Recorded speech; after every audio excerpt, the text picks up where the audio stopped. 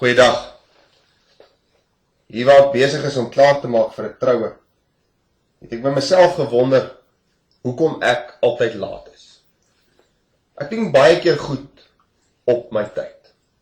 En dis eintlik 'n negatiewe uitdrukking wat ons het in Afrikaans, dat ons bedoel iemand is baie stadig as ons sê, hy doen iets op sy tyd.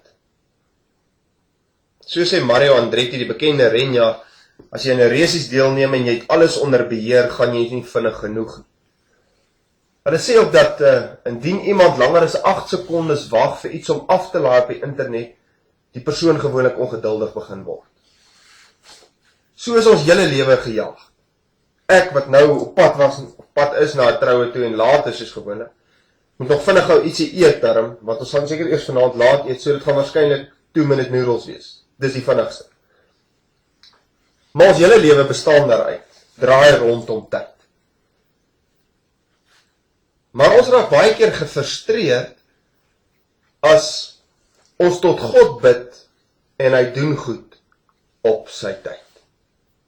Dink maar net hoe baie keer het ons hom nodig. Hoe baie keer vra ons om ons te help met iets in ons gebede. Maar dan vat hy sy tyd.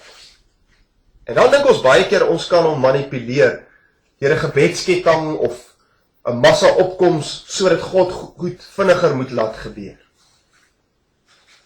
En ons raak gefrustreerd as ons moet lank wag, veral as die nood druk. Maar daar's 'n gedeelte in die Bybel in Jesaja waar God vir die volk sê nadat hulle in ballingskap weggevoer is, dat hy op 'n tyd wanneer hy goed sal dink, hulle vir hulle uitkoms sal gee. Op 'n tyd wat hy goed dink. En as jy dink jy's moeg gewag, luister bietjie na die verhaal van Israel. Hulle moes 70 jaar wag. 70 jaar op 'n uitkoms. En dan bring God 'n uitkoms op 'n vreemde manier. Hulle sit in hierdie vreemde land en hulle verwag dat God vir hulle een van hulle eie persone as leier sal kies, wat hulle sal lei uit die ballingskap uit. Maar dan gebeur dit anders. Koning Darius word koning en hy besluit die Jode kan terugkeer na hulle land.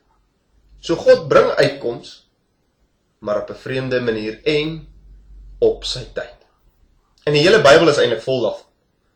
Dink maar net aan Abraham wat lank moes wag vir Isak. Dink maar net aan die volk Israel wat gewag het op 'n Messias en toe uiteindelik het Jesus gekom. En dan Jesus se lewe ook vol daarvan, hoe hy gewag het tot Lazarus eers dood was voordat hy uitkoms gebring het. Hoe Jesus self aan 'n kruishout na die 3de dag eers opgestaan het. So God doen goed op sy tyd. As jy frustreerd raak, omdat God nie goed vinnig genoeg laat gebeur nie, onthou dit.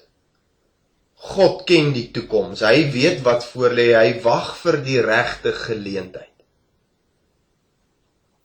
God doen goed op sy tyd. Want hy is God. Hy weet wat vir ons die beste is. Partykeer gebruik hy juist daardie situasies wat vir jou baie moeilik is om jou ryper te laat word, sterker te laat word, sodat jy die swaar kry in die toekoms kan dra. God doen goed op sy tyd. Maar dit beteken nie dat jy nie hoef te vra nie. Mens kan vra ja en bid tot God en bid tot vir uitkoms. Maar ook bid, laat u wil geskied. Want u ken die beste tyd. Hulle praat in Grieks van die kairos moment, God se tyd. Wag net geduldig op God se tyd. Doen wat jou hand vind om te doen. Beplan, probeer. Maar moenie God kwaadlik neem omdat hy goed op sy tyd doen. Nie negatief nie. Maar omdat God die toekoms ken. Hy weet wat is die beste geleentheid. Mag jy, wanneer jy frustreerd word, geïrriteerd raak, omdat God nie ingryp in jou lewe nie, mag jy dan wag vir God se tyd. Want God doen goed op sy tyd, maar betyds. Tot volgende week.